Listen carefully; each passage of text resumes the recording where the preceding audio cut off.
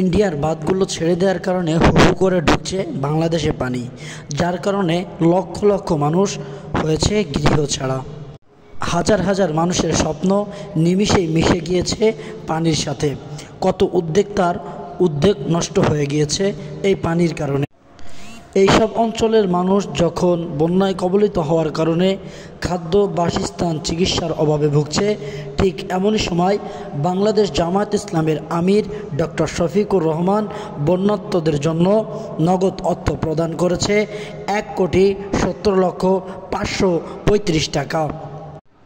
বাংলাদেশের জামাতের আমির ডক্টর শফিকুর রহমান আরও জানান, যতদিন পর্যন্ত বন্যার অবস্থা খারাপ থাকবে ততদিন পর্যন্ত সাধারণ মানুষের পাশে থাকবে বাংলাদেশ জামায়াত ইসলাম।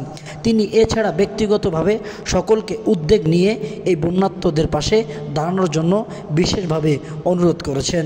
তিনি আরও বলেন, যে ভারত আজকে এই পানি ছেড়ে বাংলাদেশকে বিভরিত করেছে, ভারতকে উচিত জবাব দেওয়া হবে। তিনি বর্তমান প্রধানমন্ত্রী ডক্টর ইউনূসকে বলেন যে আপনি খুব তাড়াতাড়ি এটার সমাধানে যাবেন এবং ভারতের বৈষম্যতা কমাতে আমাদেরকে চেষ্টা করতে হবে।